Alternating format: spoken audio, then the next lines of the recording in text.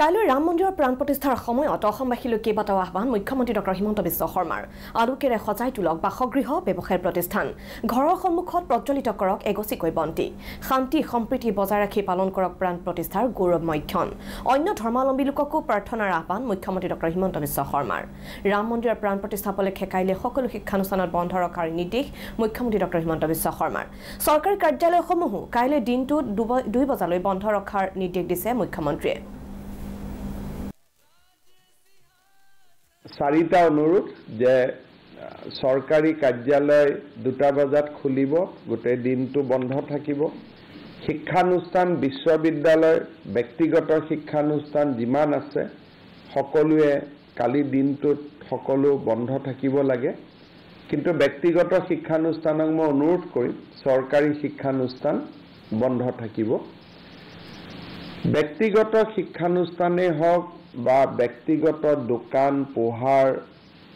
বা আন ব্যৱসায়িক প্ৰতিষ্ঠানসমূহ অন্তত ৰামলালাৰ মূৰ্তি প্ৰাণ প্ৰতিষ্ঠা কৰাৰ সময়ছোৱাত তেখেতসকলে যদি নিজৰ কমাৰ্চিয়েল এষ্টাব্লিশমেণ্ট বন্ধ কৰি ৰাখে সেইটো অত্যন্ত আদৰণীয় হ'ব তাৰ কৰ্মচাৰীসকলে অনুষ্ঠানটোত ভাগ ল'ব পাৰিব সন্ধিয়া নিজৰ নিজৰ ঘৰত প্ৰদীপ জ্বলাবৰ বাবে আহ্বান জনাম কোনোবাই যদি পাৰে লিচু লাইট ৰঙা লাইট কোনোবাই যদি পাৰে চাকি কোনোবাই যদি পাৰে ঘিউৰ চাকি মাটি তেলৰ চাকি মিঠা তেলৰ চাকি যি ধৰণে পাৰে আৰু নামঘৰত গধূলি প্ৰাৰ্থনা আৰু এইখিনি কৰিবলৈ যাওঁতে মই আন ধৰ্মাৱলম্বী যি লোক আছে আমাৰ ইছলাম বিশ্বাস কৰা লোকে হওক গীৰ্জা উপাসনা কৰা লোকসকলে হওক কালি সকলোকে মই আহ্বান জনাম যে সকলোৱে যাতে এটা স্পেচিয়েল প্ৰেয়াৰ বা স্পেচিয়েল নামাজ পঢ়ে যাতে ভাৰতবৰ্ষত আমাৰ সকলো জাতি ধৰ্মৰ লোক আমি একেলগে মিলিজুলি থাকিব পাৰো তো মই গধূলি যেটো নামঘৰত নাম কীৰ্তনৰ আহ্বান জনাইছো তাৰ লগতে মই ইছলাম ধৰ্মী লোকসকলক নামাজত গীৰ্জাত যোৱা লোকসকলক চাৰ্চ সাৰ্ভিসৰ সময়ত উপাসনাৰ সময়তো অকণমান প্ৰাৰ্থনা কৰাৰ বাবে আহ্বান জনাম কাৰণ এইটো আমাৰ হিন্দু ট্ৰায়াম্ফ নহয় this is a triumph of Indian civilisation ভাৰতীয় সভ্যতাৰ বিজয় ই এটা ধৰ্মৰ বিজয় নহয় এজন আক্ৰান্ত আহিছিল আৰু ভাৰতৰ উপাসনাৰ স্থলী এটা ভাঙি দিছিল আমি সকলোৱে জানো যে বাবৰ এজন আক্ৰান্ত আছিল গতিকে আৰু সেই আক্ৰান্তজন এনেকুৱা নাছিল যে অকল হিন্দুক আক্ৰমণ কৰিছিল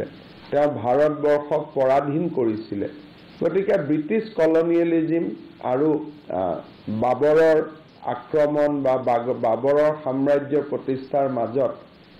কোনো দৰাচলতে পাৰ্থক্য নাছিল বাবৰ ওয়াজ এ ফৰেন পাৱাৰ আৰু বাবৰে আমাৰ উপাসনাৰ স্থলী যিয়ে ধৰ্মৰ নহওক কিয় ধ্বংস কৰি নিজৰ নামত মছজিদ বনোৱাই হওক বা আন হওক মই ভাবো ই কোনো ভাৰতীয়ই ই একচেপ্ট নকৰে গতিকে কালি অসমত জাতি ধৰ্ম বৰ্ণ নিৰ্বিশেষে এই প্ৰাণ প্ৰতিষ্ঠাৰ মহা উৎসৱটো পালন কৰাৰ বাবে মই আহ্বান জনাম চাৰিটা অনুৰোধ যে সরকারি কার্যালয় 2টা বজাত খুলিব গোটেই দিনটো বন্ধ থাকিব এপিনে বিয়লি 4 বজালৈ মাছ মাংসৰ দোকান বন্ধ ৰখাৰ নিৰ্দেশ মুখ্যমন্ত্ৰীৰ হোটেল ৰেষ্টুৰেণ্ট সমূহতো 4 বজাৰ পূৰ্বে আমিষ আহাৰ পৰিবেশন নকৰিবলৈ আহ্বান মুখ্যমন্ত্ৰীৰ আমি সমগ্ৰ অসমতে অন্তত 4 বজালৈকে মাছ মাংসৰ দোকান আমি বন্ধ ৰাখিবলৈ সবকে ইনষ্ট্ৰাকশন দিছো যে কালি দিনটো আপ টু 4 PM অসমত যাতে মাছে হওক মাংসই হওক হাকা আমি যেটো কওঁ যে আমিষ যেটো ব্যৱস্থা সেইটো যাতে বন্ধ থাকে 4টা বজাৰ পিছত তেওঁলোকে ডেফিনেটলি খুলিব পাৰিব দোকান আমি কাৰো ব্যৱসায়িক বা দৈনন্দিন জীৱনত আমি কাকো অসুবিধা কৰিব নোখোজো 2টা বজালৈকে বা 4টা বজালৈকে আমি 4টা বুলিয়ে কৈছোঁ যে আজি চৰকাৰে অৰ্ডাৰ দিব যে আপ টু 4 PM মাছ মাংসৰ দোকানসমূহ সম্পূৰ্ণৰূপে বন্ধ থাকিব কোনোবাই যদি কালি দিনৰ সাজ খাব খোজে ঘৰত আজিয়ে কিনিব পাৰে কিন্তু মইতো আহ্বান জনাম কালি দিনটো যিমানে আমি অন্ততঃ প্ৰাণ প্ৰতিষ্ঠাৰ মুহূৰ্তলৈকে আমি যিমানে উপবাসত থাকিব পাৰোঁ আমাৰ সকলোৰে ভাল হ'ব মংগল হ'ব সেইকাৰণে মই অন্ততঃ প্ৰাণ প্ৰতিষ্ঠাৰ মুহূৰ্তলৈকে অসমবাসী ৰাইজক যেনেকে যোনে যেনেকে পাৰে উপবাসে থাকিবৰ বাবে আহ্বান জনাম কাৰণ প্ৰধানমন্ত্ৰী ডাঙৰীয়াই 11 দিন ফাস্টিং কৰিছে আমি এটা বেলা ডেফিনেটলি ফাস্টিং কৰিব পাৰোঁ মই তাৰ বাবেও অসমবাসী ৰাইজক আহ্বান জনাম কালি ৰেষ্টুৰেণ্টতো মইতো ডিসি সকলে মানা কৰিব কালি 2টা বজালৈকে অন্তত নন ভেজ সাৰ্ভ কৰিব নালাগে উইল ওয়াই কালিতো ড্ৰাই ডে দিয়া হৈছে কালি all over Assam is dry day